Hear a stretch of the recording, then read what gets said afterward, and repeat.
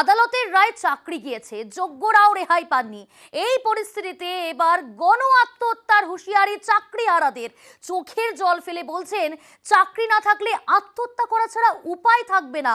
চাকরির ফেরতের দাবিতেই শহীদ মিনার চত্বরে তারা অবস্থান বিক্ষোভে।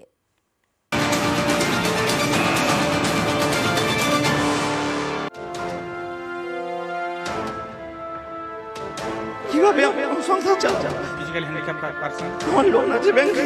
গণসুইসাইড করা ছাড়া কোনো উপায় থাকবে না। রাত দিন এক করে পড়াশোনা করে আমি বহু কষ্ট করে এই চাকরিটা অর্জন করেছিলাম। এই কোর্টের রায় বর্তমান রাতের ঘুম কেড়ে নিয়েছে। দিনের বেলাও ঘুমাতে পারছি না, সবসময় চিন্তায়। আমার 1.5 বছরের বাচ্চা আছে, সেই বাচ্চাটাকে নিয়ে কিভাবে? আমার বাবা সুগার, মা সুগার। এই অবস্থা থেকে যদি আমি চাকরিটা না ফিরে পাই তাহলে আমার পক্ষে খুব অসম্ভব হয়ে দাঁড়াবে। আমার লোন আছে ব্যাংকে। মহামান্য বিচারকের কাছে আমাদের অনুরোধ যে আপনারা আমাদের চাকরিটাকে ফিরিয়ে দিন, আদারওয়াইজ আমাদের গণসুইসাইড করা ছাড়া কোনো উপায় থাকবে না। কলকাতা হাইকোর্টের রায় চাকরি গিয়েছে। প্রায় 26,000 চাকরি বাতিল। যোগ্য অযোগ্য সকলের চাকরি বাতিল। এতে অনেকেরই মাথায় হাত। এবার কি হবে? কিভাবে সংসার চলবে? কিভাবে ইএমআই দেবেন? কিভাবে বাচ্চাদের পড়াবেন? কিভাবে মা বাবার ওষুধ কিনবেন? চিন্তায় ঘুম উড়েছে চাকরিহারাদের। চোখে মুখে ঘোর উদ্বেগ।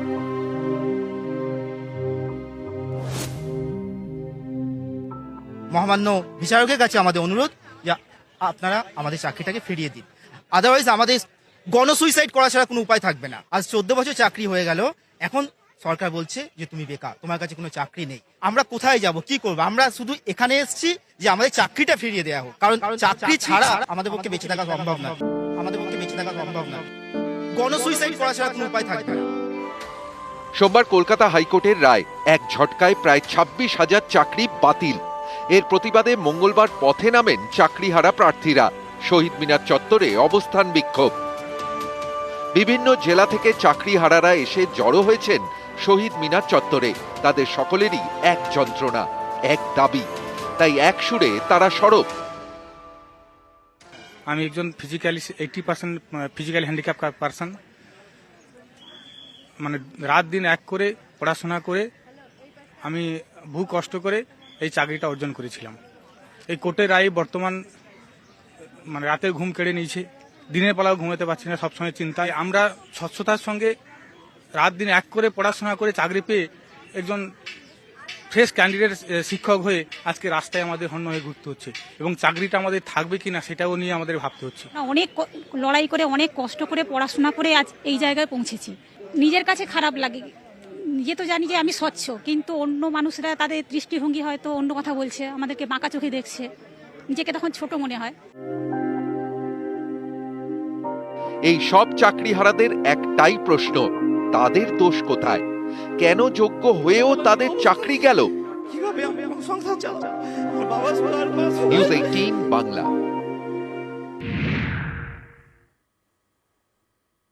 এক ঝটকায় প্রায় 26,000 সরকারি চাকরি বাতিল। সোমবার কলকাতা হাইকোর্টের রায়ে চাকরি যাবার পর থেকেই দিশেহারা। এবার সবকিছু চলবে কিভাবে ভেবেই কুলকিনারা পাচ্ছেন না চাকরিহারারা। আমার 1.5 বছরের বাচ্চা আছে, সেই বাচ্চাটাকে নিয়ে কিভাবে? কথা বলার মতো অবস্থা নেই। কিভাবে আমার সংসার চালাবো? আমার বাবা সুগার, মা সুগার। এই অবস্থা থেকে যদি আমি চাকরিটা না ফিরে পাই তাহলে আমার পক্ষে খুব অসম্ভব হয়ে দাঁড়াবে। আমার লোন আছে ব্যাংকে, সেই লোন চালাতে না পারলে আমি সরকারের কাছে অনুরোধ এবং কমিশন এবং মধ্যশিক্ষা পর্ষদের কাছে অনুরোধ, যদি আমাদের সুপ্রিম কোর্ট থেকে আমাদের এই সমস্যাটা সমাধান করা যায়, এবং মহামান্য আদালতের কাছে আমাদের অনুরোধ, আমাদের এই সমস্যাটা সমাধান করে আমাদেরকে আবার স্কুলে বল করা হোক। একটা রায়, প্রায় 26,000 চাকরি বাতিল। এতে নিমেষে বদলে গেছে জীবন। হাজারো চিন্তা যেন গলা টিপে ধরছে। যেমন দক্ষিণ 24 পরগনা দাউদপুর বিবেকানন্দ বিদ্যা মন্দিরের এই শিক্ষক। সোমবার থেকে আর শিক্ষকের চাকরিটা নেই। জানেন, চাকরিটা না থাকলে জীবন চলবে না। তার এই চাকরির উপর অনেক কিছু নির্ভর করে। অনেকের জীবনের বড় ভরসা, তাদের কি হবে? মিলছে না উত্তর। চোখের সামনে শুধুই অন্ধকার। আমার 1.5 বছরের বাচ্চা আছে, সেই বাচ্চাটাকে নিয়ে কিভাবে কথা বলার মতো অবস্থা নেই, কিভাবে আমার সংসার চালাবো। আমার বাবা সুগার, মা সুগার, এই অবস্থা থেকে যদি আমি চাকরিটা না পেয়ে পাই তাহলে আমার পক্ষে খুব অসম্ভব হয়ে দাঁড়াবে। ইনি দেবাশিস পাত্র, বিশেষভাবে সক্ষম। প্রথমে প্রাথমিকে শিক্ষকের চাকরি পান, তারপর ক্যান্সারে মৃত্যু হয় মায়ের। 2016 এসএসসিতে ফের চাকরি পান। বাড়িতে এখন বৃদ্ধ বাবা, 1.5 বছরের শিশু এবং স্ত্রী। চাকরি পেয়ে ব্যাংক থেকে লোন নিয়ে বাড়ি করেছেন, এখন সেই চাকরিটা নেই। কিভাবে লোন মেটাবেন, কিভাবে জীবন চলবে ভেবে কুল কিনারা পাচ্ছেন না। মাথায় কিছু আসে না, কি করে বাঁচবো, কি করে। যেই সালে জয়েন করি সেই মাসে আমার মা হার্ট অ্যাটাকে, ক্যান্সার পেশেন্ট ছিলেন, মারা গেছেন। বাবা কোয়াক ডাক্তার, বাবার সঙ্গে একটু হেল্প করতাম। আমার ছোট একটা শিশু আছে আর আমার স্ত্রী আছে। 19,000 ক্যান্ডিডেট সবাই আমার মতো অনেকে আছে, কিন্তু এটা জোর গলায় বলছি, আমরা কিন্তু ফেস। আমাদের একটুও দুর্নীতি নেই, কোথাও 1 টাকা দিইনি আমরা। সরকার এই 4,000 5,000 দুর্নীতিবাজ লোকেদের জন্য চিন্তা করে আমাদের 19,000-কে গলায় দড়ি দিয়ে দিল। এটা কেমন বিচার? কল্যাণীর অভিজিৎ মণ্ডল চাকরি পান হুগলির কুন্তিঘাট বিষপাড়া হাই স্কুলে। বাড়িতে অসুস্থ বাবা মা, পরিবারের অভিজিৎই একমাত্র রোজগেরে। তার চাকরিটাও গেছে। বাবা মা অনেক কষ্ট করে আজকে এই জায়গায় নিয়ে এসছে। এখন যদি বাবা মা অসুস্থ হয়ে যাওয়ার পর তাদের যদি আমি না সামলাতে পারি তাহলে কি করে হবে। যাই হোক, চাকরিটা পাওয়ার পরে আমার মনে একটুখানি বল এসেছিল, যখন জাজমেন্ট রায় দিল যে এরকম চাকরি চলে গেছে, পুরো মাথায় আকাশ ভেঙে পড়ার মতন অবস্থা। মেধা তালিকায় 60 নম্বরে। বাড়িতে বৃদ্ধ বাবা মা এবং বিশেষভাবে সক্ষম ভাই। স্বামী আর্থিকভাবে সচ্ছল নন, তাই 2 পরিবারের দায়িত্বই নিজের কাঁধে তুলে নেন বাঁকুড়ার সমাপ্তি কর্মকার। সরকারি স্কুলে শিক্ষকতা করে এই দায়িত্ব সামলাচ্ছিলেন, সেই চাকরিটাই হঠাৎ বাতিল। আজ যে পরীক্ষা দেওয়ার কথা বলছে, সেই পরীক্ষা দেওয়ার মানসিকতা আমার নেই, আর সম্ভবও নয়। এই ছোট বাচ্চা নিয়ে সবকিছু সংসার দেখে বৃদ্ধ বাবা মা শ্বশুর শাশুড়ি, আর সম্ভব নয় পরীক্ষা দেওয়া।